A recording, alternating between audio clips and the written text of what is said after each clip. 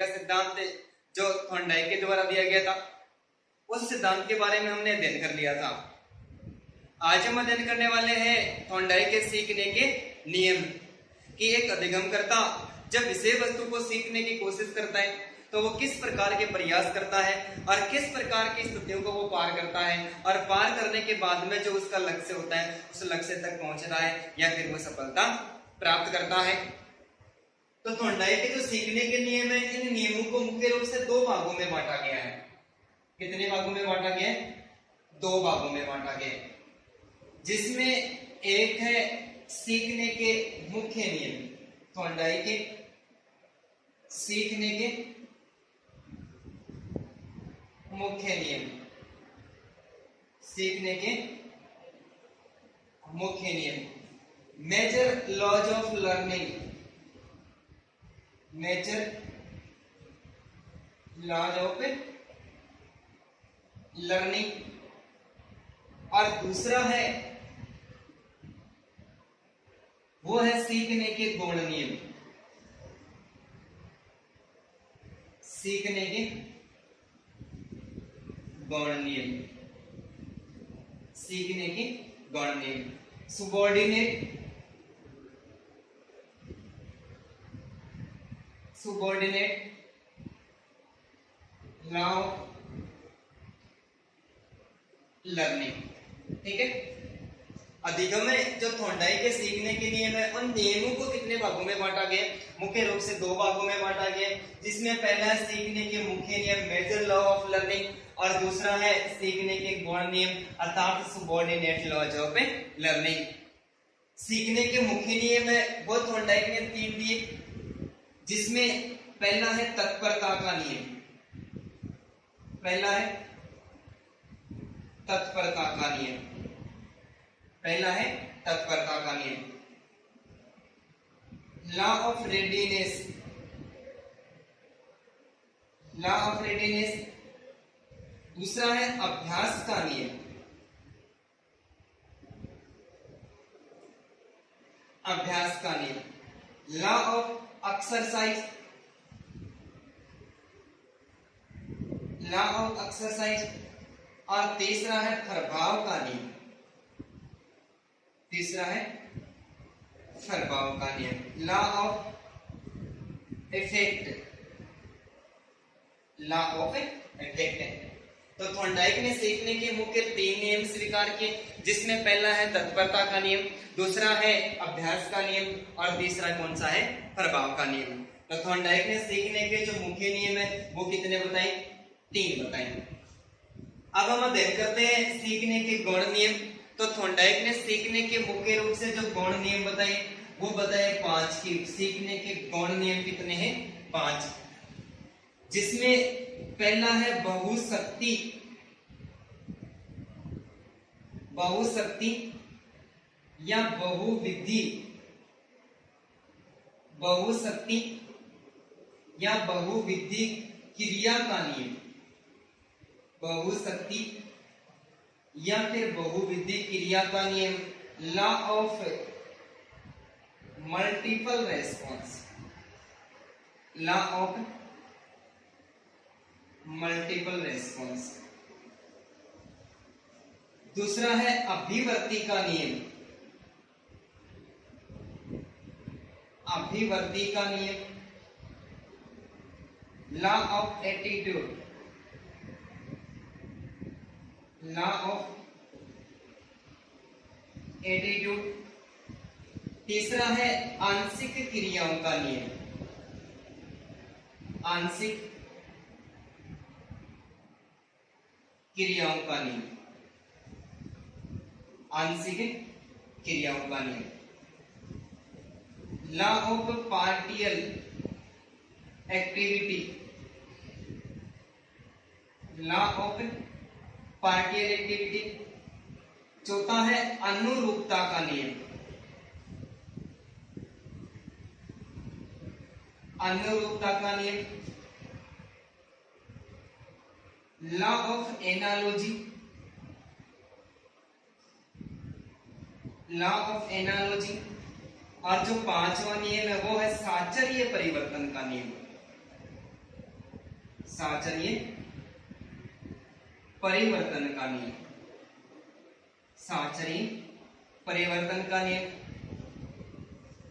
Law of association, law of association shifting, law of association shifting. कि Thorndike के सीखने के मुख्य नियम है। थॉर्नडाइक ने अपने सीखने के नियमों को मुख्य रूप से दो भागों में बांटा। कितने भागों में? दो भागों में, जिसमें पहला है सीखने के मुख्य नियम, law major law of learning, यानी सीखने के मुख्य नियम। और थॉर्नडाइक ने सीखने के मुख्य कितने नियम बताए? 3, जिसमें पहला है तत्परता का नियम, दूसरा है अभ्यास का नियम और तीसरा कौन सा है? प्रभाव का नियम। इसके साथ थॉर्नडाइक ने सीखने के गौण नियम बताए, सबऑर्डिनेट लॉ ऑफ लर्निंग। और जो गौण नियम है उनकी संख्या कितनी? 5। बहुशक्ति या बहुविधि क्रिया का नियम है लॉ ऑफ मल्टीपल रेस्पॉन्स, दूसरा है अभिवर्ती का नियम, लॉ ऑफ एटीट्यूड, तीसरा है आंशिक क्रियाओं का नियम, लॉ ऑफ पार्टिकल एक्टिविटी, चौथा है अनुरूपता का नियम, लॉ ऑफ एनालॉजी, और पांचवा जो नियम है वो है साहचर्य परिवर्तन का नियम, लॉ ऑफ एसोसिएशन शिफ्टिंग। मुख्य नियम और सीखने के जो गौण नियम है इनकी बात करें तो यहाँ से भी एग्जाम्स में first grader, second grader, writ की एग्जाम है, इसमें भी बहुत सारे प्रश्न पूछे गए। इसमें दो तरीके से प्रश्न हमारे सामने प्रस्तुत हो सकते हैं, या फिर पहले के एग्जाम में दो प्रकार से प्रश्न पूछे गए। पहला प्रश्न हमें इस आधार पर भी पूछ सकता है कि थॉर्नडाइक के सीखने के मुख्य जो नियम है इनमें से कौन सा मुख्य नियम है या फिर कौन सा मुख्य नियम नहीं है। गौण नियम में से भी हमें ऐसा पूछ सकता है कि जो सीखने के थॉर्नडाइक के सीखने के गौण नियम है इनमें से सीखने का कौन सा गौण नियम है या फिर कौन सा गौण नियम नहीं है। जो फर्स्ट ग्रेड का फर्स्ट ग्रुप की हिंदी की एग्जाम लगी थी उसमें से इसमें से प्रश्न पूछा गया था, पीछे जो फर्स्ट ग्रेड की एग्जाम लगी थी उसमें, कि थॉर्नडाइक के द्वारा बताया गया सीखने का गौण नियम है कौन सा नियम? गौण नियम। तो उसमें दे रखा था एक तत्परता का नियम, अभ्यास का नियम, प्रभाव का नियम। तो ये जो तीनों नियम है ये तो सीखने के कौन से नियम मानेंगे? मुख्य नियम आएंगे। लेकिन वहां पर एक अलग ही नाम दे रखा था कि बहुशक्ति का नियम। ठीक है, ये नाम है पहली बार सामने आया था कि इस सिद्धांत को बहुप्रतिक्रिया फिर बहुविधि क्रिया का नियम के नाम से तो पुकारते हैं, लेकिन इंग्लिश वाला जो नाम है वो कभी भी चेंज नहीं होगा, लॉ ऑफ मल्टीपल रेस्पॉन्स है। तो सबका जो अंग्रेजी समीकरण है वो भी हमें क्या करना है? याद रखना है। तो किसी भी आधार पर हमें प्रश्न पूछ सकता है कि मुख्य नियम देके हमें गौण नियम पूछ सकता है, और गौण नियम देके क्या पूछ सकता है? मुख्य नियम के बारे में पूछ सकता है कि कौन सा गौण नियम है या फिर कौन सा गौण नियम नहीं है, या फिर कौन सा मुख्य नियम है या फिर कौन सा मुख्य नियम नहीं है। अब हम सबसे पहले जो सीखने के मुख्य नियम है इनके विस्तार से अध्ययन करते हैं।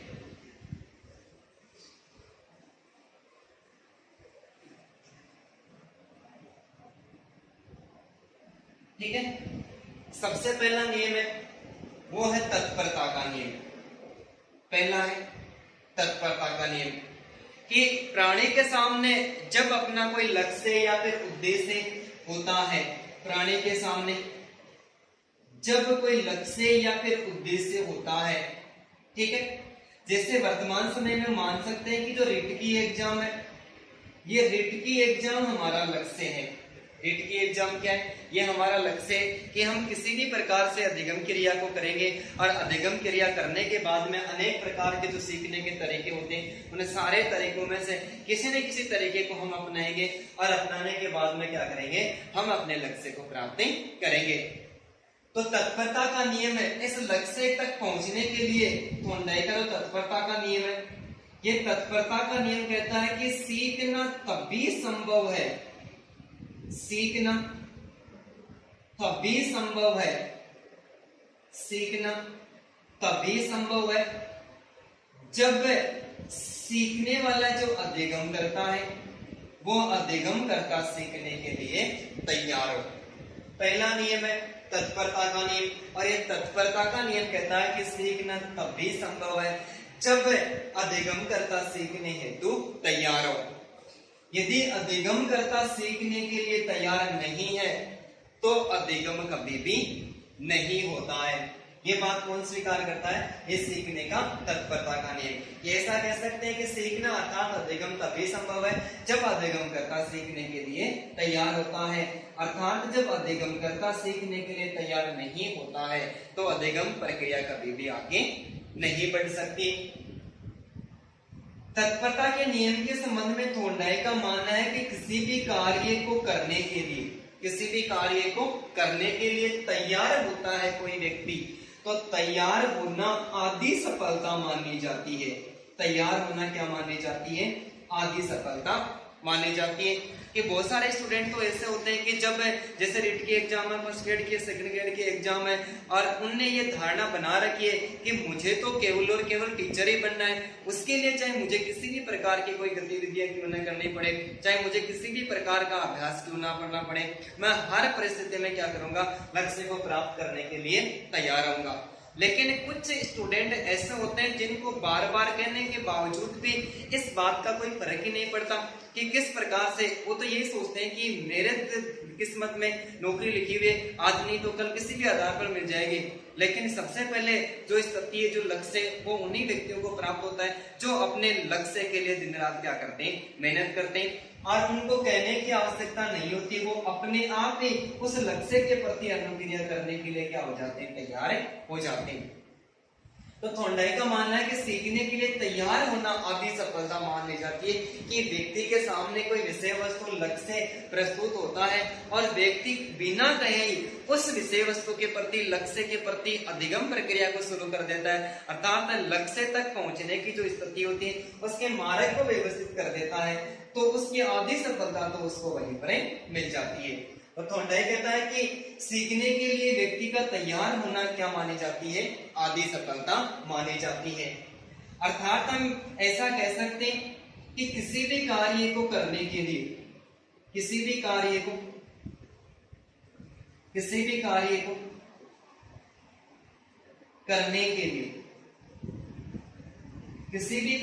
करने के लिए यदि हम तैयार होते हैं, किसी भी कार्य को करने के लिए यदि हम तैयार होते हैं तो उस कार्य को करने में हमें आनंद की प्राप्ति होती है। किसकी प्राप्ति होती है? आनंद की प्राप्ति होती है। जैसे कि एक बालक है और वो विद्यालय जाता है, और विद्यालय जाने के बाद में वो वापस घर आता है, और घर आकर जब वो पढ़ने के लिए या फिर अपना जो गृह कार्य करने के लिए बैठता है, उस समय क्या होता है कि बाहर, घर के बाहर अन्य बच्चों की खेलती हुई आवाज उसको सुनाई देती है, तब उसका मन भी क्या करता है? खेलने के लिए करता है। इसका मतलब उस समय बालक उस कार्य को करने के लिए तैयार नहीं है, लेकिन घर वाले जबरदस्ती उसको कार्य करने के लिए बैठा भी दे तो भी वो सही तरीके से होमवर्क नहीं करेगा, उसमें किसी न किसी प्रकार की गलती वो जरूर करेगा। लेकिन हम अपने मन से या फिर हम अपने तैयारी के साथ में किसी भी कार्य को करते हैं, अर्थात किसी भी कार्य को करने के लिए हम स्वयं तैयार होते हैं, तब उस कार्य को करने में क्या होती है? हमें आनंद की प्राप्ति होती है। क्योंकि कार्य में जो ये तत्परता होती है, तत्परता में इस कार्य करने की व्यक्ति की इच्छा निहित होती है, और इच्छा निहित होती है तो ये तत्परता क्या करती है? बालक का ध्यान को केंद्रित करती है। किसके प्रति? लक्ष्य के प्रति या फिर विषय वस्तु के प्रति। तत्परता क्या करती है? तत्परता बालक के ध्यान को उस लक्ष्य के प्रति केंद्रित करती है, और जब लक्ष्य के प्रति केंद्रित करती है तो बालक शीघ्रता से क्या कर लेता है? अध्ययन कर लेता है। तो ऐसे सिद्धांत का जो शैक्षिक महत्व है वो यही निकल के आता है कि अधिगम करता होता है, अर्थात एक बालक की बात करते हैं कि शिक्षक का ये दायित्व होता है कि वो बालक को सीखने के लिए सबसे पहले क्या करें? तैयार करें, और तैयार करने के बाद में अधिगम सामग्री उसके सामने प्रस्तुत करें। यदि बालक सीखने के लिए तैयार नहीं होगा तो वह कभी भी अधिगम नहीं करेगा। एक बार फिर से बात करते हैं। थॉर्नडाइक ने सीखने के मुख्य रूप से 3 नियम बताए, जिसमें पहला है तत्परता का नियम। पहला है तत्परता का नियम। इस तत्परता के नियम के संबंध में थॉर्नडाइक का मानना है कि सीखना या अधिगम करना तभी संभव है जब सीखने वाला तैयार होता है, अर्थात सीखने वाला तैयार नहीं है तो अधिगम प्रक्रिया कभी भी नहीं हो सकती है। यदि सीखने की जो प्रक्रिया है उसमें अधिगम करता, सीखने की प्रक्रिया को आगे बढ़ा रहा है और स्वयं तैयार हो रहा है, तो सीखने के लिए तैयार होना आदि सफलता मानी जाती है। क्योंकि हम किसी भी कार्य को करने के लिए तैयार होते हैं तब हमें उसमें आनंद की प्राप्ति होती है, क्योंकि तत्परता में कार्य करने की इच्छा नहीं होती है और तत्परता उस विषय वस्तु के प्रति या फिर लक्ष्य के प्रति हमारे ध्यान को केंद्रित करती है और हम अध्ययन क्या कर लेते हैं, शीघ्रता से कर लेते हैं या फिर हम शीघ्रता से सीख लेते हैं। यदि हम उस विषय वस्तु के प्रति ध्यान केंद्रित नहीं करते हैं, तैयार नहीं रहते हैं, तो हम अधिगम कभी भी नहीं कर सकते। जैसे एग्जाम्पल की बात करें, जैसे कि एक घोड़े को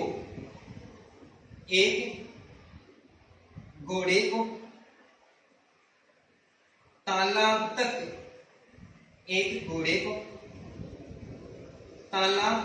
ले तो जा सकते हैं, एक घोड़े को तालाब तक ले तो जा सकते हैं, परंतु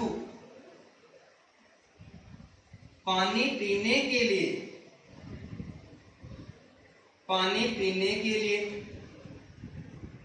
बाध्य नहीं कर सकते, पानी पीने के लिए बाध्य नहीं कर सकते हैं। कि हम एक घोड़े को तालाब तक ले तो जा सकते हैं लेकिन पानी पीने के लिए बाध्य नहीं कर सकते। क्यों? क्योंकि यदि घोड़ा पानी पीने के लिए तैयार होगा तो ही पानी पिएगा, यदि वो पानी पीने के लिए तैयार नहीं होगा तो हम जबरदस्ती उसको पानी नहीं पिला सकते। ऐसा कह सकते हैं कि अधिगम करता जब सीखने के लिए तैयार होगा तो ही वो अधिगम कर पाएगा, यदि सीखने के लिए तैयार नहीं होगा तो वो कभी भी अधिगम नहीं कर पाएगा। ठीक है, एक और एग्जांपल लेते हैं कि जैसे एक बालक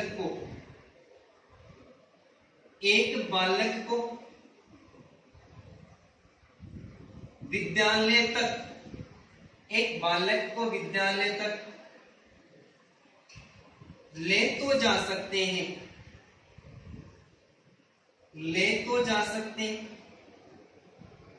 परंतु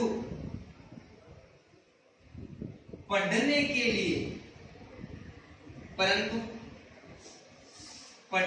लिए बाध्य नहीं कर सकते हैं, पढ़ने के लिए बाध्य नहीं कर सकते। कि एक बालक को विद्यालय तक ले तो जा सकते हैं लेकिन उस बालक को पढ़ने के लिए हम कभी भी बाध्य नहीं कर सकते। कि बालक स्वयं पढ़ने के लिए तैयार है ही नहीं तो रोज विद्यालय जाने से भी कोई फायदा नहीं है। यदि वो खुद तैयार होगा तो ही अधिगम प्रक्रिया आगे बढ़ेगी। ये बालक यदि सीखने के लिए तैयार नहीं होगा तो अधिगम प्रक्रिया कभी भी आगे नहीं बढ़ेगी। जैसे वर्तमान समय में देखते हैं तो वर्तमान समय में शिक्षा का जो प्रकोप है वो इतना ज्यादा अधिक हो गया है कि जो छोटे छोटे बालक होते हैं, जैसे शिक्षा की जो न्यूनतम आयु है वो 6 वर्ष स्वीकार किए गए। 6 वर्ष का कोई बालक होता है वो विद्यालय में प्रवेश ले लेता है। लेकिन आजकल परिवारों में ऐसा देखते हैं कि बालक 2.5 साल या 3 साल का है और उससे बड़ा वाला 4 साल का बालक है, वो यदि विद्यालय जा रहा है तो क्या करेंगे, उस बालक को भी, उस छोटे बालक को भी बड़े वाले के साथ में विद्यालय के लिए हम क्या कर देंगे, भेज देंगे। यदि 7 बजे वाला टाइम होता है, 7 बजे वाला टाइम है, बच्चे सुबह लेट तक सोते हैं, 2.5 साल का या 3 साल का बालक है, उसको 5 बजे उठाना पड़ता है, 7 बजे विद्यालय लगता है, विद्यालय खुल जाता है। 10 किलोमीटर दूर यदि उसको पढ़ने के लिए भेजते हैं तो उसको 5 बजे उठना ही पड़ता है। 5 बजे बालक नींद में सोया रहता है, बिल्कुल भी नहीं उठ पाता है। लेकिन फिर भी हमारे जो आदर्श माताएं वो क्या करती है, उस बालक को जबरदस्ती उठाती है। जब नहीं उठता है तो 1-2 बार तो कहती है और तीसरी बार कहती नहीं है, चौथी बार में दे दनादन चाटे मारती रहती है और उसको उठा देती है। वो रोने लग जाता है और अपनी जो रोने की प्रक्रिया है उसको तैयार करके गाड़ी में नहीं बैठा देते, तब तक वो रोता ही रहता है। उसके बाद में जब गाड़ी में बैठ जाता है तो गाड़ी में बैठने के बाद में भी ड्राइवर कहता है कि तू चुप हो जा, नहीं मैं तेरे को नीचे फेंक दूंगा। बेचारा करेगी तो करेगा, जाएगा, फिर वो चुप हो जाता है। उसके बाद में विद्यालय चला जाता है और विद्यालय जाने के बाद में पहली क्लास से लेकर अंतिम क्लास तक वो रोता ही रहता है। सीखा क्या? कुछ भी नहीं सीखा। क्यों? क्योंकि वो बालक सीखने के लिए तैयार ही नहीं था। उस बालक को जबरदस्ती तैयार किया और जबरदस्ती तैयार करके क्या किया, विद्यालय में भेजा गया। तो एक बालक को हम विद्यालय तक ले तो जा सकते हैं, लेकिन हम पढ़ने के लिए बाध्य नहीं कर सकते। यदि ये नियम कहता है कि अधिगमकर्ता सीखने के लिए तैयार होगा तो ही अधिगम करेगा, यदि सीखने के लिए तैयार नहीं है तो वो अधिगम प्रक्रिया को कभी भी आगे नहीं बढ़ा सकता। ठीक है। इसके बाद में थॉर्नडाइक ने अपने जो तत्परता का नियम है, इस नियम के संबंध में 3 परिस्थितियों का वर्णन किया है। कितने परिस्थितियों का? 3। और जिसमें से फर्स्ट ग्रेड की जो एग्जाम लगी थी और हिंदी विषय का जो पेपर लगा था, उसमें से जो 3 परिस्थितियों का वर्णन किया है, उसमें से एक परिस्थिति के बारे में प्रश्न पूछा भी गया है। 3 परिस्थिति में पहली परिस्थिति है कि जब अधिगमकर्ता को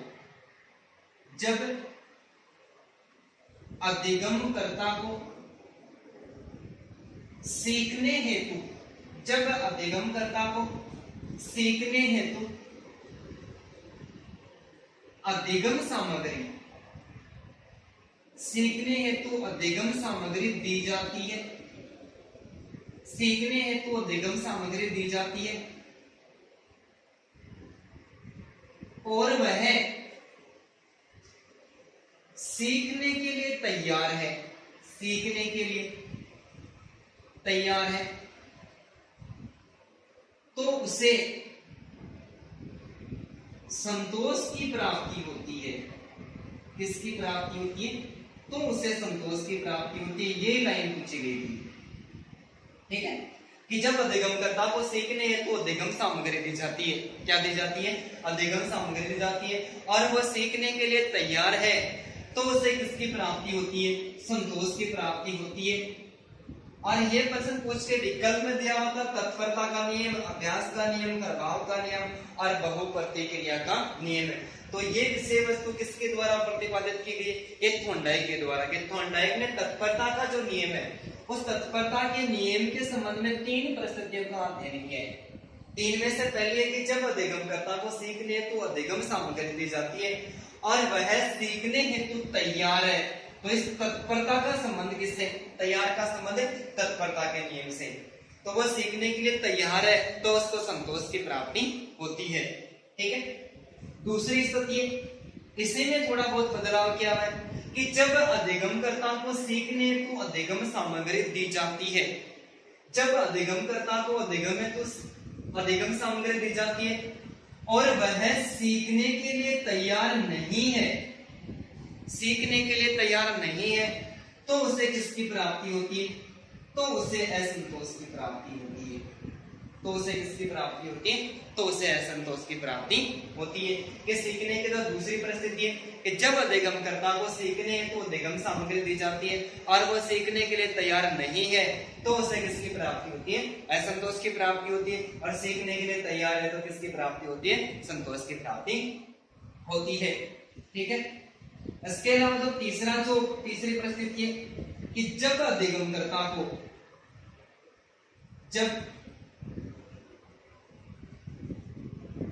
अधिगम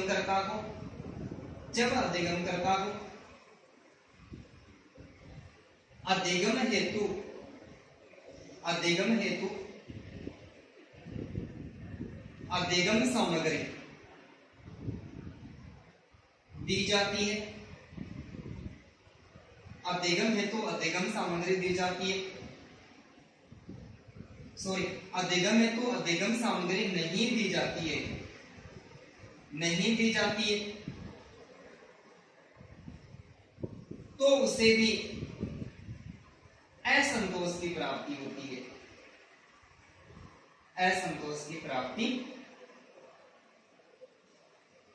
होती है। ठीक है। तो थॉर्नडाइक ने अपने तत्परता के नियम के संबंध में 3 परिस्थितियों का वर्णन किया, जिसमें पहले है कि जब अधिगमकर्ता को सीखने हेतु अधिगम सामग्री दी जाती है और वह सीखने के लिए तैयार है तो तैयार होने पर उसको किसकी प्राप्ति होती है? संतोष की प्राप्ति होती है। ये फर्स्ट ग्रेड में क्वेश्चन पूछा भी गया। तो 2 अन्य स्थितियां भी प्रस्तुत किए, उन्हीं में से रिट की एग्जाम में, सेकंड ग्रेड या फर्स्ट ग्रेड की एग्जाम में हमें प्रश्न ऐसा पूछा जा सकता है। कि दूसरे जो परिस्थितियों का अध्ययन किया है कि जब अधिगमकर्ता को सीखने है तो अधिगम सामग्री नहीं दी जाती है और वो सीखने के लिए तैयार नहीं है तो उसे असंतोष की प्राप्ति होती है। और तीसरा जो नियम है कि जब अधिगमकर्ता को अधिगम है तो अधिगम सामग्री दी जाती है, नहीं दी जाती है तब भी उसको किसकी प्राप्ति होती है, तब भी उसको असंतोष की प्राप्ति होती है। तो दो प्रकार के स्थितियों में असंतोष मिलता है और सीखने के लिए तैयार है तो उसको किसकी प्राप्ति होती है, संतोष की प्राप्ति होती है। ठीक है, एक बार आप इसका स्क्रीनशॉट ले लें।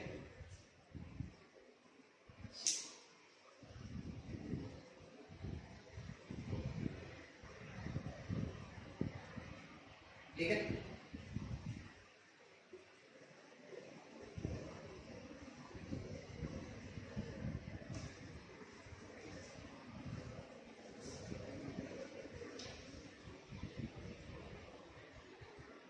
दूसरा नियम है वो है अभ्यास का नियम।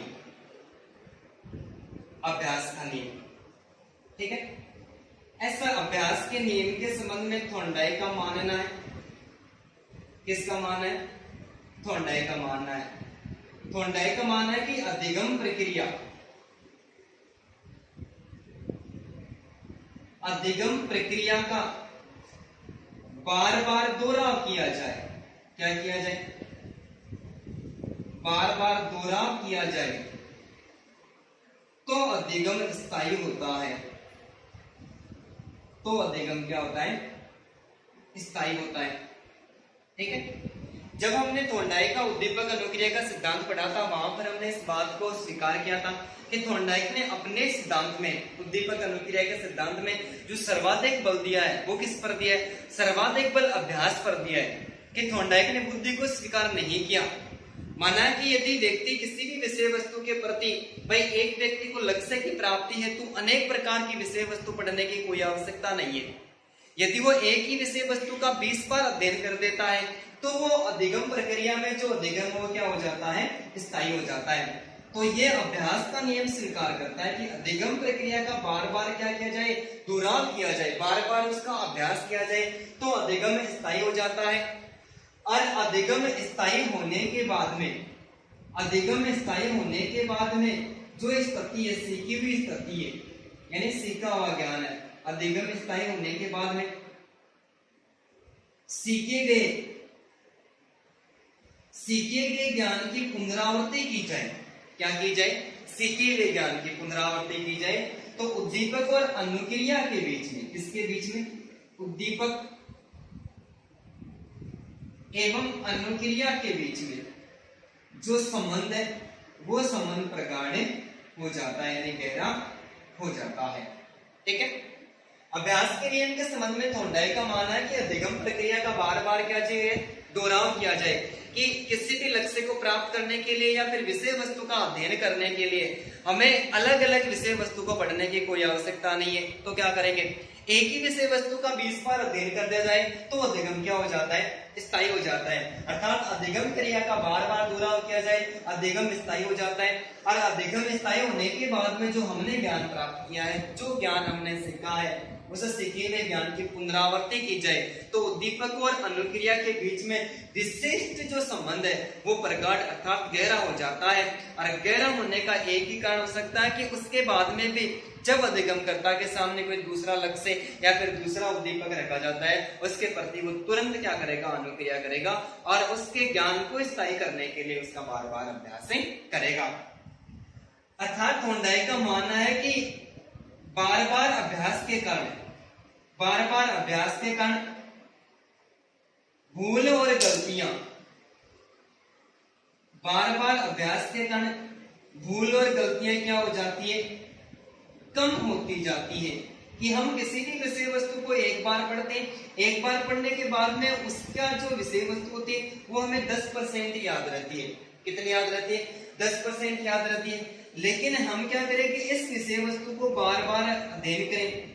एक बार में यदि 5% निकल के आ रहा, उसी विषय वस्तु का दूसरी बार अध्ययन करेंगे तो उसमें से 2 और नवीन प्रश्न निकल के आएंगे। कितने हो गए, 7 हो गए। ऐसा करते करते हम तीसरी बार अध्ययन करें तो उसी में से 10 क्वेश्चन एकदम से नए निकल के आ रहे हैं। यानी कि हमारे जो भूल और गलतियां वो एकदम से कम होती जा रही है और अधिगम प्रक्रिया क्या हो रही है, स्थायी हो रही है।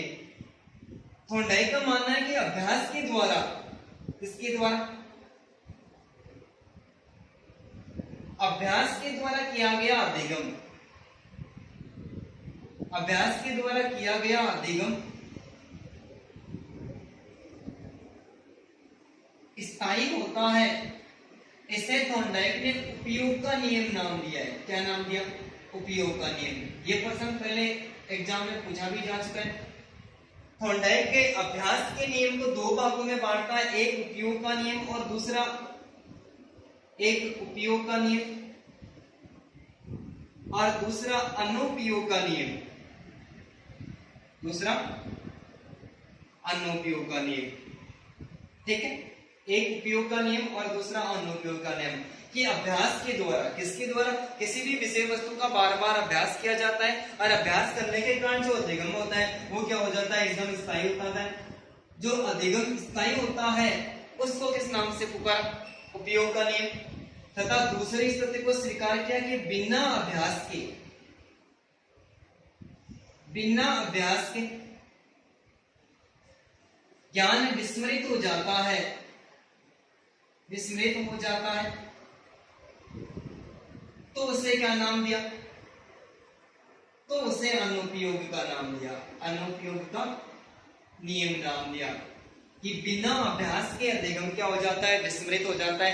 अर्थात हम ऐसा कह सकते हैं कि जब हम एक विषय वस्तु के बारे में अध्ययन करते हैं, यानी अधिगम की जो शुरुआत करते हैं, सबसे पहले हम किसी भी मनोविज्ञान का, हिंदी का, इतिहास का या फिर राजनीति विज्ञान का कोई भी टॉपिक हो उसके बारे में अध्ययन करते हैं। और अध्ययन करने के बाद में यदि हम एक बार पढ़ते हैं तो हमारे दिमाग में उस विषय वस्तु से संबंध में केवल और केवल संकेत बिंदु ही बनता है। क्या बनता है? संकेत बिंदु ही बनता है।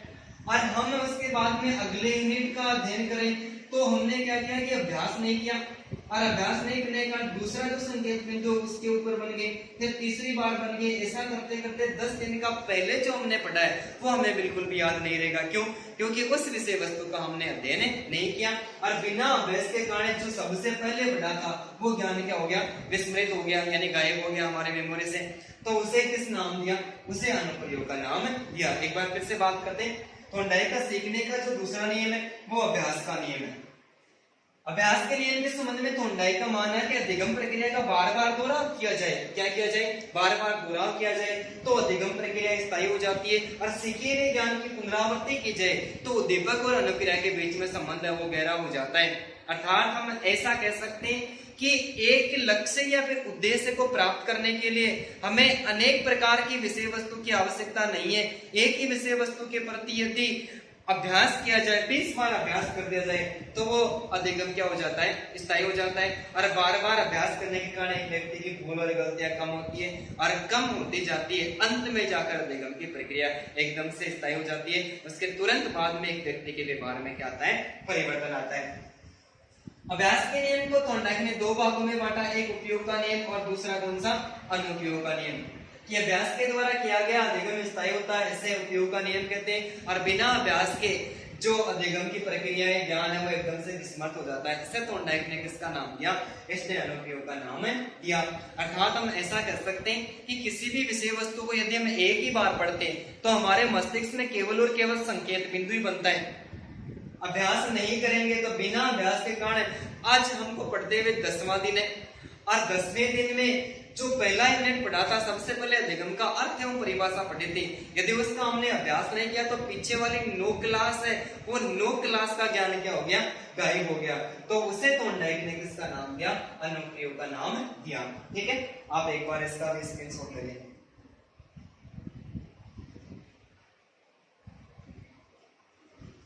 ठीक है,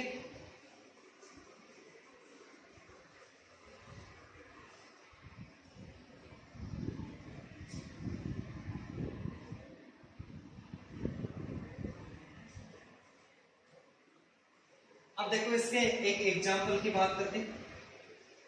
एग्जाम्पल जैसे करत करत अभ्यास के, करत करत अभ्यास के जड़मती होत सुजान, करत करत अभ्यास के जड़मती होत सुजान,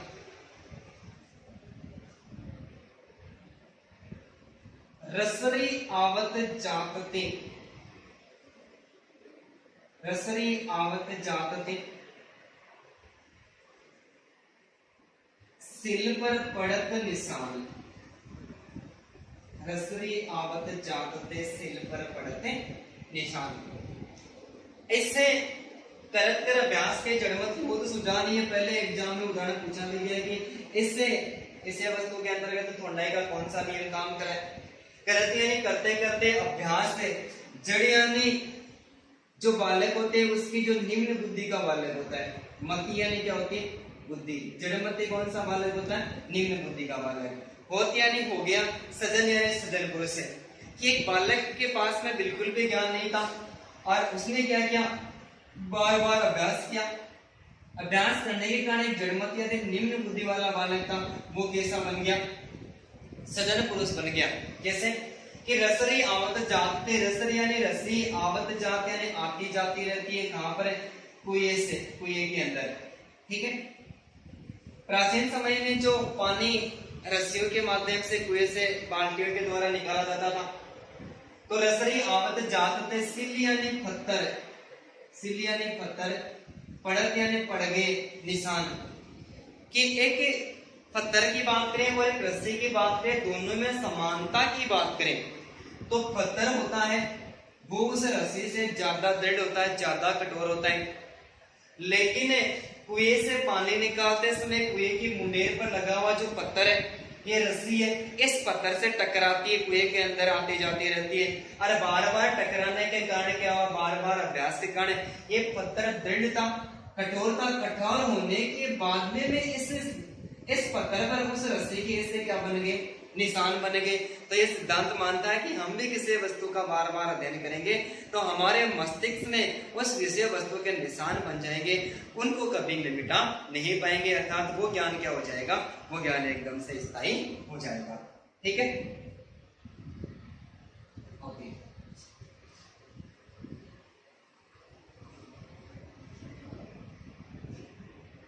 तीसरा नियम है, ये है प्रभाव का नियम। तीसरा नियम कौन सा है, प्रभाव का नियम। इस नियम के संबंध में थोंडाई का मानना है, थोंडाई कहता है कि हम किसी भी कार्य को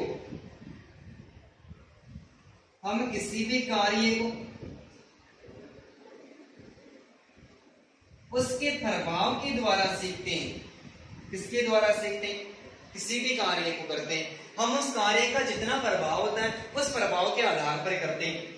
उस कार्य का जो प्रभाव है वो संतोषजनक भी हो सकता है, क्या हो सकता है, संतोषजनक भी हो सकता है, और उस कार्य का प्रभाव असंतोषजनक भी हो सकता है, संतोषजनक भी हो सकता है और असंतोषजनक भी हो सकता है। अतः इस सिद्धांत को संतोष का नियम या फिर असंतोष का नियम भी कहते हैं। क्या कहते हैं, संतोष का नियम या फिर असंतोष का नियम, संतोष का नियम या फिर असंतोष का नियम। प्रभाव के नियम के संबंध में किसने स्वीकार किया, ये बात थोंडाई ने स्वीकार की कि किसी भी कार्य को हम करते हैं तो उस कार्य का जितना प्रभाव होता है उस प्रभाव के आधार पर हम उस कार्य के प्रति गतिविधियां करते हैं। प्रभाव कैसा हो सकता है, प्रभाव संतोषजनक भी हो सकता है और असंतोषजनक भी होता है। प्रभाव संतोषजनक होता है तो उसे संतोष का नियम कहते हैं, और प्रभाव असंतोष होता है तो हमें असंतोष का नियम कहते हैं। अर्थात ऐसा कह सकते हैं, किसी भी कार्य का प्रभाव यदि संतोषजनक है तो उस कार्य को अधिगम करता, उस कार्य को अधिगम करता, बार बार करता है, उस कार्य को अधिगम करता, क्या करता है, बार बार करता है। और जिस कार्य का प्रभाव असंतोषजनक होता है उस कार्य को अधिगम करता नहीं करता है, उस कार्य का क्या कर देता है, त्याग कर देता है। अर्थात हम ऐसा कह सकते हैं, हमारे सामने कोई लक्ष्य होता है और लक्ष्य के प्रति हमें ऐसा लगता है कि हम सफलता को प्राप्त कर लेंगे, क्या कर लेंगे, सफलता को प्राप्त कर लेंगे। यदि हमें सफलता मिलने का प्रभाव दिखाई देता है तो हम उस कार्य को करेंगे, और सफलता का प्रभाव हमें नहीं दिखाई देता है तो हम उस कार्य को नहीं करेंगे। जैसा एग्जाम्पल की बात करें कि सफलता से बढ़कर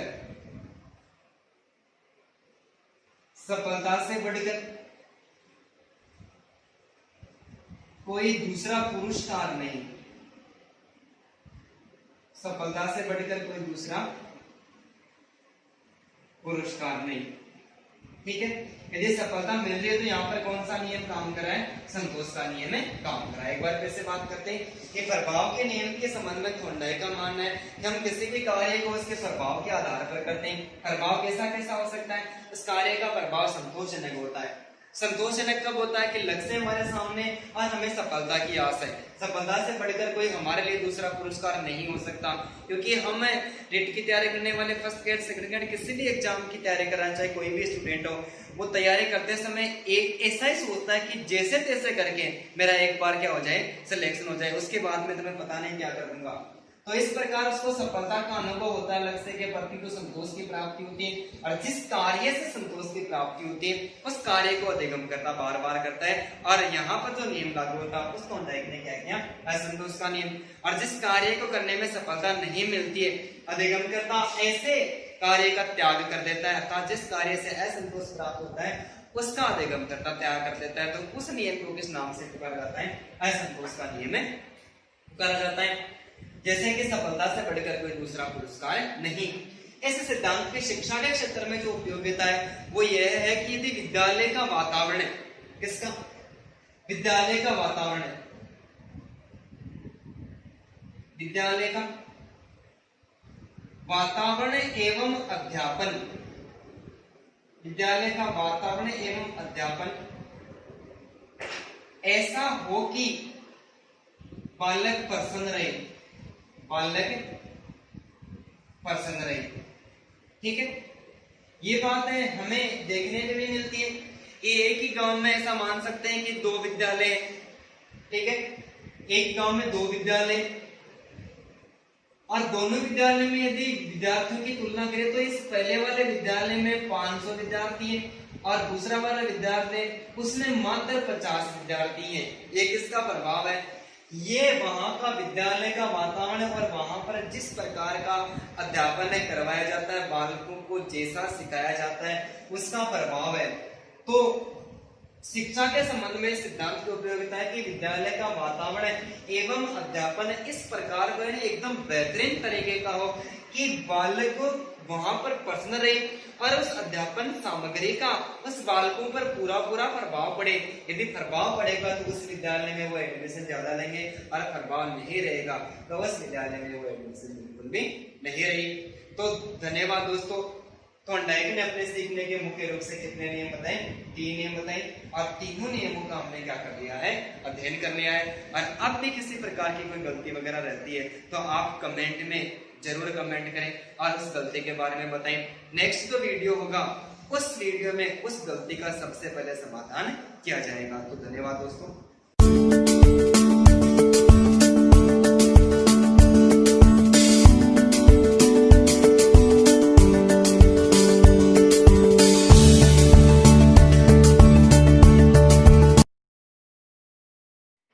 मुख्य नियम थे जिसमें अभ्यास का नियम, तत्परता का नियम और प्रभाव का नियम, उसके बारे में हमने अध्ययन कर लिया था। आज हम अध्ययन करने वाले हैं थॉर्नडाइक के सीखने के जो गौण नियम है उनका विस्तार से। तो थॉर्नडाइक ने सीखने के गौण नियम है वो 5 बताए, जिसमें पहला बहुशक्ति या बहुविधि का नियम, लॉ ऑफ मल्टीपल रिस्पॉन्स। दूसरा अभिवर्ती का नियम, लॉ ऑफ एटीट्यूड। तीसरा आंशिक क्रियाओं का नियम, लॉ ऑफ पार्शियल एक्टिविटी। चौथा है अनुरूपता का नियम, लॉ ऑफ एनालॉजी। और 5वां साहचर्य परिवर्तन का नियम, लॉ ऑफ एसोसिएशन शिफ्टिंग। सबसे पहले बात करते हैं हम सीखने का जो गौण नियम है उसमें पहला बहुशक्ति या फिर बहु विधि क्रिया नियम। यहां पर जो बहु शब्द लिखा हुआ है इसका अर्थ होता है अधिक।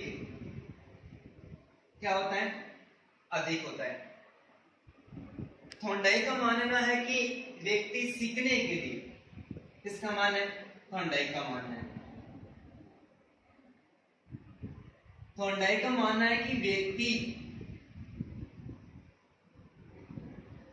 सीखने के लिए, व्यक्ति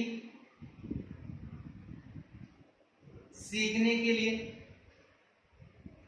अनेक प्रकार की अनुक्रिया करता है।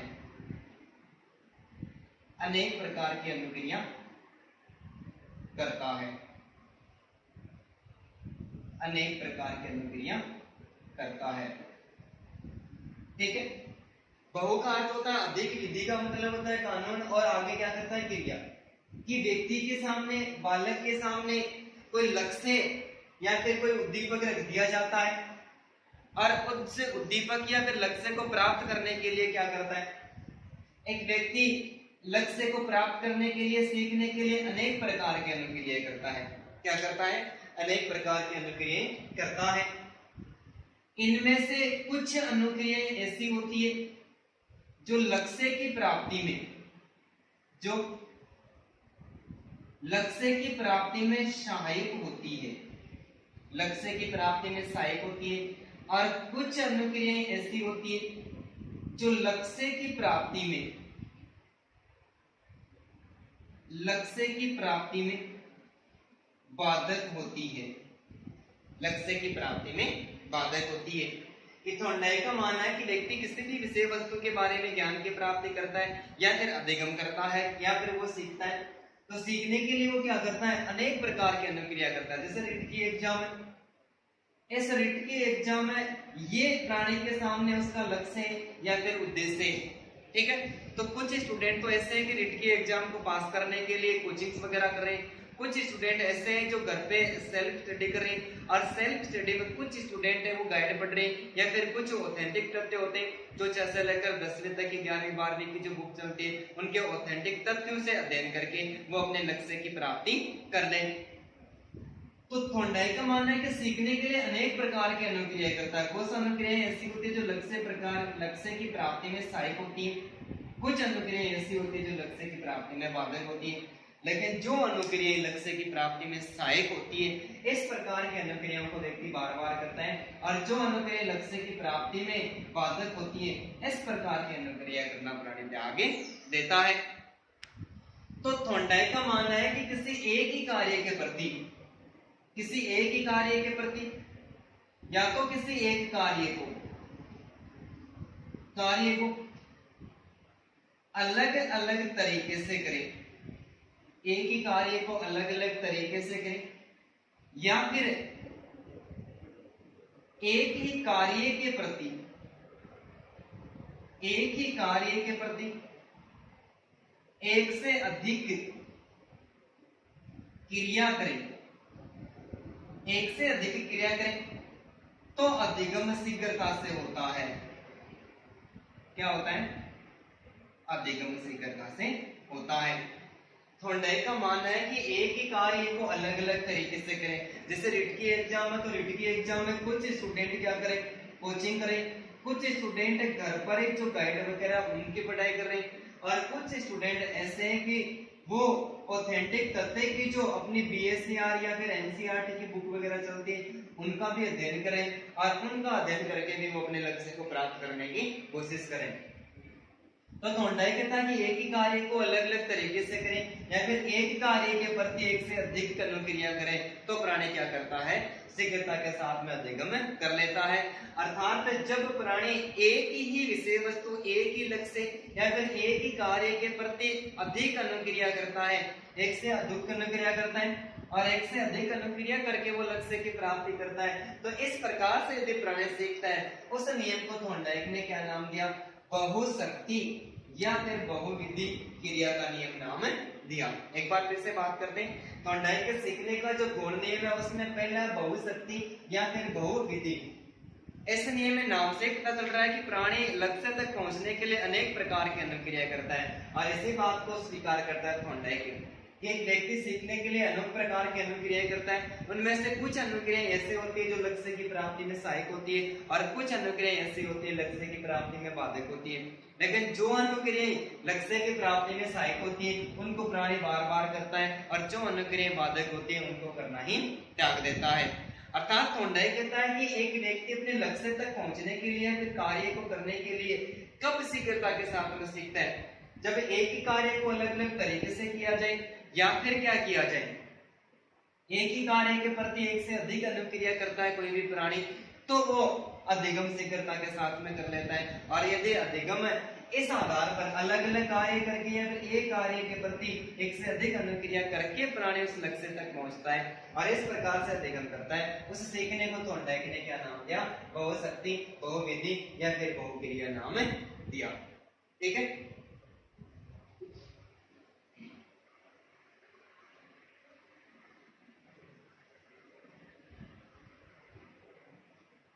दूसरा जो नियम है वो है अभिवर्ती का नियम। इस अभिवर्ती के नियम को अन्य किस नाम से पुकारते हैं? अन्य नाम। इस अभिवर्ती के नियम को मानसिक विन्यास या फिर मनोवर्ती का नियम भी कहते हैं। मानसिक विन्यास या मनोवर्ती का नियम कहते हैं। ठीक है। अभिवर्ती का नियम है उसको अन्य किस नाम से पुकारते हैं? मानसिक विन्यास का नियम या फिर मनोवर्ती का नियम। मानसिक विन्यास का नियम या फिर मनोवर्ती का नियम या फिर अभिवर्ती का नियम। इसकी बात करें तो मनोवर्ती और अभिवर्ती को एक ही शब्द में एटीट्यूड कहते हैं। क्या कहते हैं? एक ही शब्द में एटीट्यूड कहते हैं कि जो अभिवर्ती का नियम है उसको मानसिक विन्यास का नियम या फिर जो मनोवर्ती का नियम है इसके नाम से भी पुकारा जाता है। और एक शब्द की बात करें तो इसको एटीट्यूड, अभिवर्ती या मनोवर्ती को एटीट्यूड के नाम से पुकारते हैं। ये एटीट्यूड शब्द ये लैटिन भाषा के, कौन सी भाषा के? लैटिन भाषा के एबटस से बना है।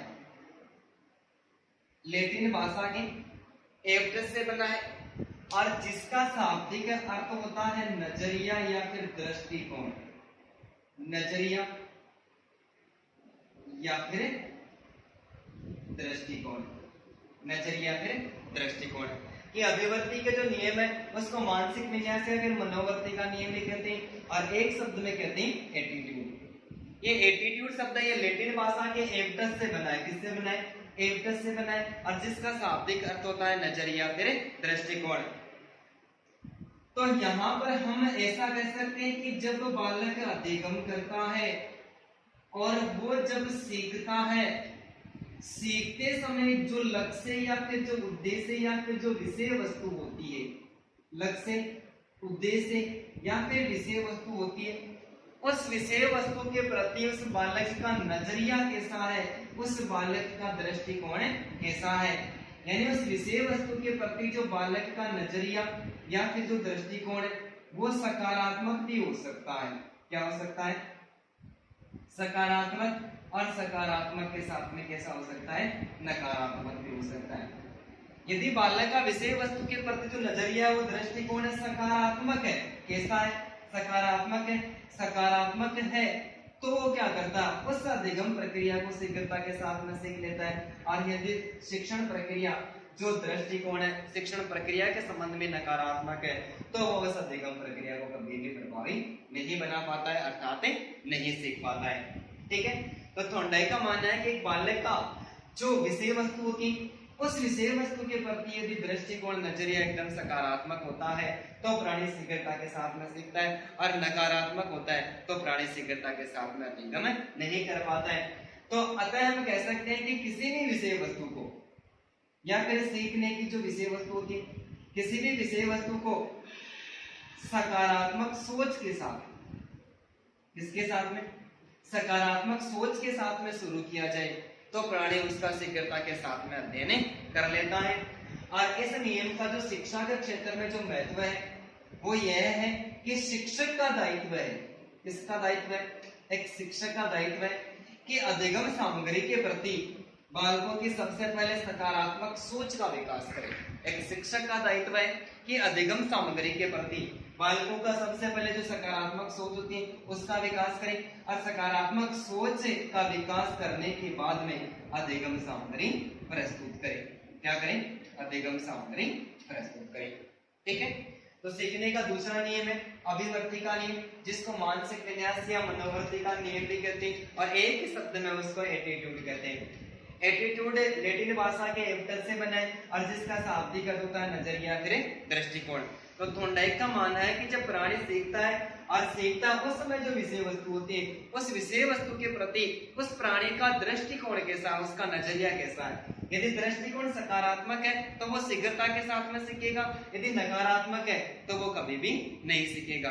तो हम ऐसा कर सकते हैं कि यदि किसी भी विषय वस्तु का ज्ञान की प्राप्ति करें और किसी भी प्रकार का कार्य करें, उस कार्य को यदि सकारात्मक सोच के साथ शुरू किया जाए, इसके साथ में सकारात्मक सोच के साथ में शुरू किया जाए, तो हम अधिगम प्रक्रिया को आसानी के साथ में प्राप्ति कर लेते हैं।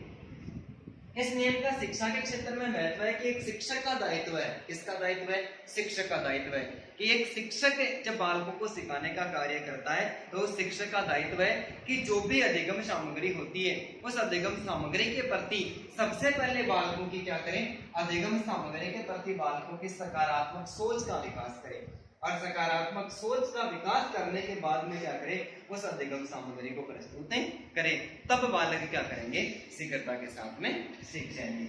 ठीक है।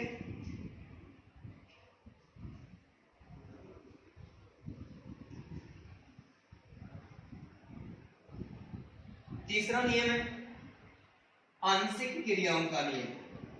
आंशिक क्रियाओं का नियम, इन आंशिक क्रियाओं के नियम के संबंध में हमें थॉर्नडाइक का जो नियम है सीखने का, उससे संबंध में भी प्रश्न पूछा जाता है। और इसके अलावा जो गेस्टाल्ट थ्योरी है, सूझ और अंतर्दृष्टि का सिद्धांत जो कोलर के द्वारा दिया गया है, उसके संबंध में भी प्रश्न पूछा जाता है। हम यहाँ पर दोनों प्रश्नों को एक ही साथ में सॉल्व करेंगे। ये जो थॉर्नडाइक का जो नियम है, आंशिक क्रियाओं का नियम, ये अंश से पूर्ण की ओर चलता है। कैसे चलता है? ये अंश से पूर्ण की ओर चलता है, अंश से पूर्ण की ओर। लेकिन एक नियम है और वो पूर्ण से अंश की ओर चलता है, पूर्ण से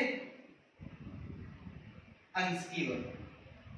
ठीक है, पूर्ण से अंश की ओर। आंशिक क्रियाओं का नियम, थॉर्नडाइक का आंशिक क्रियाओं का नियम है, ये अंश से पूर्ण की ओर चलता है। कैसे चलता है? अंश से पूर्ण के। अंश का अर्थ होता है भाग, अंश का अर्थ होता है भाग। तो थॉर्नडाइक का मानना है कि कोई भी विषय वस्तु है, कोई भी विषय वस्तु है और इस विषय वस्तु को छोटे छोटे भागों में, छोटे छोटे भागों में विभाजित कर दिया जाए। क्या कर दिया जाए? छोटे छोटे भागों में विभाजित कर दिया जाए। तो छोटे छोटे भागों में विभाजित करने से सीखना सरल हो जाता है। सीखना क्या हो जाता है? सरल हो जाता है। तब इस नियम को किस नाम से पुकारा गया? आंशिक क्रियाओं का नियम। और ये आंशिक क्रियाओं का नियम किसके द्वारा देगा? ये थॉर्नडाइक के द्वारा दिया गया। तो थॉर्नडाइक का आंशिक क्रियाओं का नियम है, ये अंश से पूर्ण की ओर चलता है और ये मानता है कि बालक के सामने विषय वस्तु प्रस्तुत की जाती है, उस विषय वस्तु को क्या कर दिया जाए? छोटे छोटे भागों में विभाजित कर दिया जाए। छोटे छोटे भागों में विभाजित करके कर दिया जाए तो सीखना क्या हो जाता है?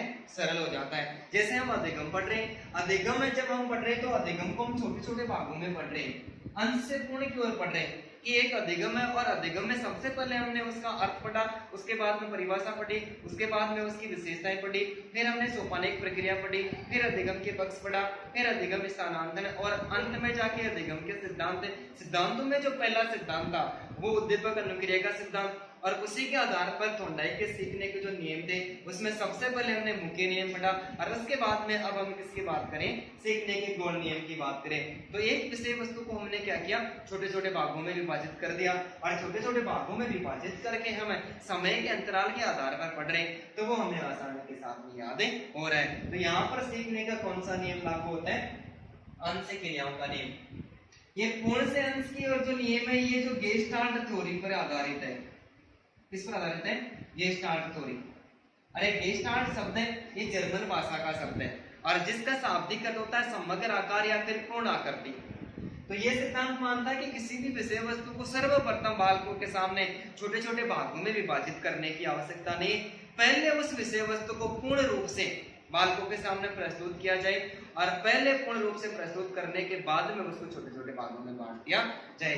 तो ये सिद्धांत है जो गेस्टाल्ट थ्योरी है, ये तो किस पर आधारित है, ये पूर्ण से अंश की ओर है। और थॉर्नडाइक का आंशिक क्रियाओं का नियम है वो किस पर आधारित है, ये अंश से पूर्ण की ओर है। और गेस्टाल्ट थ्योरी पूर्ण से अंश की ओर है। तो यहाँ पर भी हमें प्रश्न पूछा जा चुका है पहले भी एग्जाम में, तो हमें याद रखना है कि अंश से पूर्ण की ओर जो सिद्धांत है वो थॉर्नडाइक के उद्दीपक अनुक्रिया सिद्धांत से संबंधित है, अर्थात सीखने के गौण नियम है उनसे संबंधित है।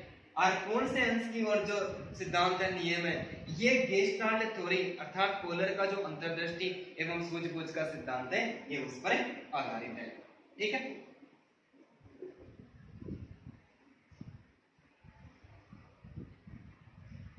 इसके बाद में चौथा नियम है, ये है अनुरूपता का नियम। कौन सा नियम, अनुरूपता का नियम। और इस अनुरूपता के नियम को आत्मीकरण का नियम भी कहते हैं। अनुरूपता के नियम को क्या कहते हैं, आत्मीकरण का नियम भी कहते हैं।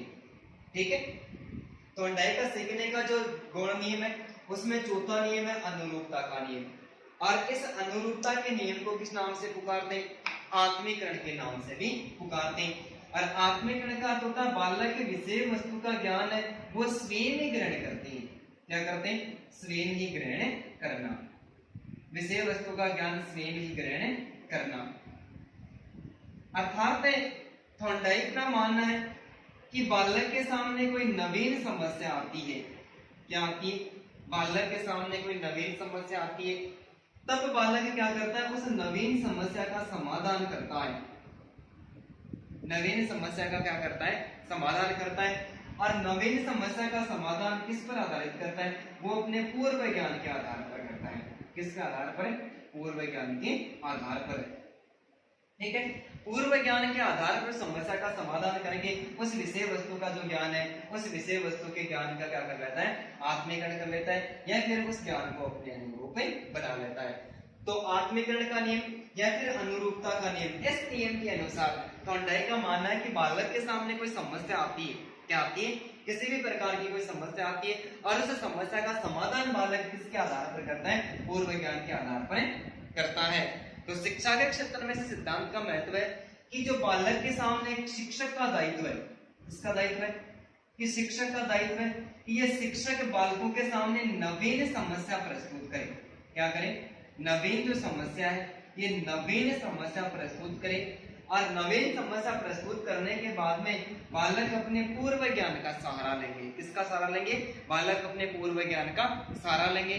और पूर्व ज्ञान का सहारा लेकर वो उस विषय वस्तु का स्वयं ज्ञान ग्रहण करने की कोशिश करेंगे। तो इस प्रकार से किया गया अध्ययन क्या होता है, एकदम से स्थायी होता है और बालक आसानी के साथ में सीख जाता है।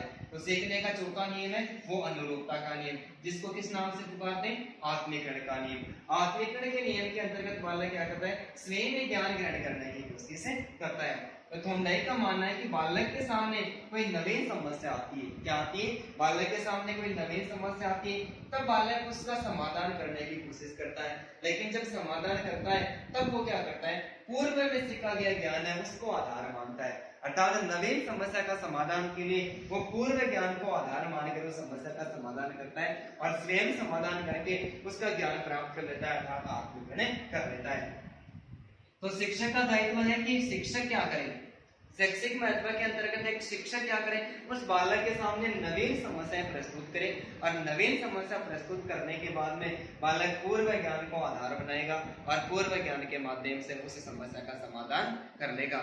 तो हम ऐसा कह सकते हैं कि यदि पूर्व ज्ञान को नवीन ज्ञान के साथ में जोड़ दिया जाए, किसके साथ में जोड़ दिया जाए, पूर्व ज्ञान को नवीन ज्ञान के साथ में जोड़ दिया जाए तो सीखना क्या हो जाता है, सरल हो जाता है। और ये थॉर्नडाइक का अनुरूपता का नियम है वो इस बात को स्वीकार करता है। ठीक है।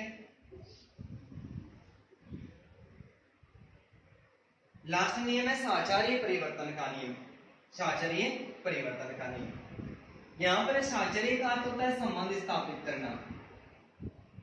साहचर्य का अर्थ क्या होता है, संबंध स्थापित करना, संबंध स्थापित करना। एक प्राणी संबंध किसके प्रति स्थापित करेगा, तो प्राणी के सामने कोई भी उद्दीपक होता है, प्राणी के सामने क्या होता है, उद्दीपक होता है और उद्दीपक को प्राप्त करने के लिए प्राणी अनुक्रिया करता है। उद्दीपक को प्राप्त करने के लिए अनुक्रिया करता है और उद्दीपक और अनुक्रिया के बीच में संबंध स्थापित करता है और संबंध स्थापित करके उस लक्ष्य को प्राप्त करता है या फिर अधिगम करता है या फिर सीखता है। तो साचार्य का शाब्दिक अर्थ क्या होता है? संबंध स्थापित। जब प्राणी सीख लेता है, लक्ष्य को प्राप्त कर लेता है, तब हमें इस बात का पता चलता है कि उसके व्यवहार में क्या हुआ है? परिवर्तन हुआ है और परिवर्तन को क्या कहते हैं? सीखना कहते हैं। तो साचार्य परिवर्तन का नियम कहता है कि यदि बालक एक उद्दीपक के प्रति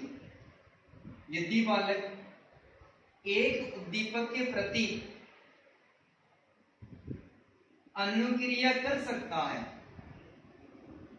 एक उद्दीपक के प्रति अनुक्रिया कर सकता है, तो वह अन्य उद्दीपक के प्रति भी अनुक्रिया कर सकता है। कि एक उद्दीपक के प्रति अनुक्रिया कर सकता है तो वो अन्य उद्दीपक के प्रति भी अनुक्रिया कर सकता है। क्यों? क्योंकि जब उस बालक ने एक उद्दीपक के प्रति अनुक्रिया की, तब उसने क्या किया? उद्दीपक और अनुक्रिया के बीच में संबंध स्थापित कर लिया। जैसे एक स्टूडेंट रिट की तैयारी कर सकता है, रिट में सिलेक्शन करवा सकता है, तो वो रिट के आधार पर सेकेंड ग्रेड की भी तैयारी कर सकता है और सेकेंड ग्रेड के बाद में यदि वो फर्स्ट ग्रेड की भी तैयारी कर सकता है और फर्स्ट ग्रेड के बाद में यदि योग्यता है तो वो कॉलेज लेक्चर की भी तैयारी कर सकता है। अर्थात हम एक ऐसा कह सकते हैं कि यदि एक उद्दीपक के प्रति अनुक्रिया कोई प्राणी कर सकता है तो वो अन्य उद्दीपकों के प्रति भी अनुक्रिया कर सकता है। ठीक है, तो ये सिद्धांत मानता है कि जब प्राणी सीखता है तो सीखने के लिए, जब प्राणी किसी भी विषय वस्तु को सीखता है तो सीखने के लिए, सीखने के जो तरीके होते हैं वो तरीके नहीं बल्कि सीखने की जो परिस्थिति होती है वो भी सीखने की प्रक्रिया को प्रभावित करती है और सीखने की परिस्थिति यदि अनुकूल होती है तो प्राणी क्या करता है? साचार्य परिवर्तन के माध्यम से अपने स्थिति होती है, अपना लक्ष्य होता है, उस लक्ष्य को प्राप्त कर लेता है। तो थॉर्नडाइक का मानना है कि सीखने के तरीके नहीं बल्कि परिस्थितियां भी प्रभावित करती है और परिस्थिति उससे विषय वस्तु के प्रति या फिर उस बालक के प्रति अनुकूल होती है तो बालक क्या करता है? अधिगम को आसानी के साथ में प्राप्त कर लेता है। एक बार फिर से बात करते हैं। थॉर्नडाइक का 5वां नियम है, यह है साचार्य परिवर्तन का नियम। साचार्य का अर्थ होता है संबंध स्थापित करना, अर्थात जब प्राणी सीखता है तब वो उद्दीपक और अनुक्रिया के बीच में क्या करता है? संबंध स्थापित करता है और संबंध स्थापित करने के बाद में यदि वो किसी भी विषय वस्तु को सीख लेता है तो उसके व्यवहार में क्या आता है? परिवर्तन आता है। तो थॉर्नडाइक का मानना है कि एक प्राणी एक उद्दीपक के प्रति अनुक्रिया कर सकता है तो वो अन्य किसी उद्दीपक के प्रति भी अनुक्रिया कर सकता है। अर्थात हम ऐसा कह सकते हैं कि एक बालक रिट की तैयारी कर सकता है तो वो सेकंड ग्रेड की भी कर सकता है, यदि उसके अनुकूल है और उसने अपनी योग्यता प्राप्त कर रखी है तो वो फर्स्ट ग्रेड और कॉलेज लेक्चर की भी तैयारी कर सकता है। लेकिन सीखने के सबके तरीके क्या है? एकदम से अलग अलग है और तरीकों के साथ में परिस्थिति भी क्या करती है? प्रभावित है। कि परिस्थिति भी प्रभावित करती है, परिस्थिति भी सीखने के अनुकूल होनी चाहिए। तो थॉर्नडाइक का मानना है कि सीखने के तरीके भी नहीं बल्कि परिस्थिति भी प्रभावित करती है और परिस्थिति अनुकूल होती है तो प्राणी शीघ्रता के साथ में अध्ययन कर लेता है। और साचार्य परिवर्तन के नियम की पुष्टि के लिए थॉर्नडाइक ने बिल्ली पर प्रयोग किया। इस पर प्रयोग किया, थॉर्नडाइक ने बिल्ली पर प्रयोग किया कि एक बिल्ली लेकर आता है थॉर्नडाइक और बिल्ली को लाने के बाद में कुछ ऊंचाई पर, ये ऊंचाई है और इस ऊंचाई पर थॉर्नडाइक एक मछली, ठीक है, थॉर्नडाइक एक मछली, इस मछली के मांस का टुकड़ा लटका देता है। क्या करता है? मछली के मांस का टुकड़ा लटका देता है। टुकड़ा लटकाने के बाद में इस बिल्ली को अप की आवाज देता है। क्या देता है? बिल्ली को अप की आवाज देता है। अप की आवाज देते ही ये बिल्ली क्या करती है? अपने पीछे के दोनों पैरों पर खड़ी हो जाती है, पीछे के दोनों पैरों पर खड़ी हो जाती है और खड़ी होने के बाद में उस उद्दीपक को प्राप्त कर लेती है। थॉर्नडाइक ने इस बिल्ली को पीछे के दो पैरों पर खड़े होने के लिए इस उद्दीपक और उद्दीपक के बाद में जो अनुक्रिया करवा रहे थे, इस अनुक्रिया के बीच में संबंध स्थापित करवाया और संबंध स्थापित करवाने के बाद में इस विषय वस्तु का भी बार बार अभ्यास करवाया और काफी दिनों के बाद में स्थिति ऐसी हो गई कि जब थॉर्नडाइक इस बिल्ली को अप की आवाज लगाता है और अप की आवाज लगाने के तुरंत बाद में बिल्ली क्या हो जाती है? पीछे के दो पैरों पर खड़े हो जाती है। आज वहां पर उद्दीपक भी मौजूद नहीं है। ये कार्य किसने किया? उस सीखने की परिस्थिति ने किया। कि किसी भी प्रकार के कार्य को करने के तरीके नहीं बल्कि परिस्थिति प्रभावित करती है, और परिस्थिति अनुकूल होती है तो प्राणी आसानी के साथ में सीख जाता है। और पुष्टि के लिए थॉर्नडाइक ने किस पर प्रयोग किया? बिल्ली पर प्रयोग किया। और बिल्ली पर प्रयोग करके क्या साबित करना था? कि बिल्ली को पीछे के दोनों पैरों पर खड़ा होना सिखाना था। खड़ा होना सिखाने के लिए कुछ ऊंचाई पर मछली यानी मछली के मांस का टुकड़ा रख दिया। फिर मछली का मांस का टुकड़ा रखने के बाद में जब बिल्ली को उद्दीपक देने के लिए प्रस्तुत किया, उस समय से पहले थॉर्नडाइक ने इस बिल्ली के पास में अप की आवाज लगाई, और अप की आवाज लगाते ही बिल्ली दोनों पैरों पर खड़ी हो गई। और इस प्रक्रिया को बार बार दोहराया गया। अंत में स्थिति ऐसी निकल गई कि उद्दीपक है ही नहीं, परिस्थिति ने उसके प्रभाव को बदल दिया। उद्दीपक है नहीं। आज थॉर्नडाइक उस बिल्ली को अप की आवाज लगाता है, और अप की आवाज लगाने के तुरंत बाद में क्या हो जाती है? वो दोनों पैरों पर खड़ी हो जाती है। बिल्ली ने इस प्रकार की परिस्थिति में यदि सीखना, तो इस प्रकार के सीखे हुए ज्ञान को थॉर्नडाइक ने किसका नाम दिया? साहचर्य परिवर्तन का नाम दिया। तो इस प्रकार थॉर्नडाइक ने सीखने के अपने कुछ गौण नियम है, और वो कुल कितने बताए? 5 बताए। जिसमें पहला बहुप्रतिक्रिया का नियम, दूसरा अभिवर्ती का नियम, तीसरा आंशिक क्रियाओं का नियम, चौथा अनुरूपता का नियम, और पांचवा कौन सा था? साहचर्य परिवर्तन का नियम। ठीक है, इन पांचों के बारे में हमने विस्तार से अध्ययन कर लिया है। और फिर भी किसी भी प्रकार की कोई त्रुटि वगैरह रह जाती है तो आप कमेंट बॉक्स में जरूर कमेंट करें। यदि आपको वीडियो अच्छे लगते हैं तो आप वीडियो को लाइक करें और जरूर शेयर करें। और हमारा जो चैनल है डॉक्टर आनंद क्लासेज के नाम से, उसको जरूर सब्सक्राइब करें। ठीक है, धन्यवाद।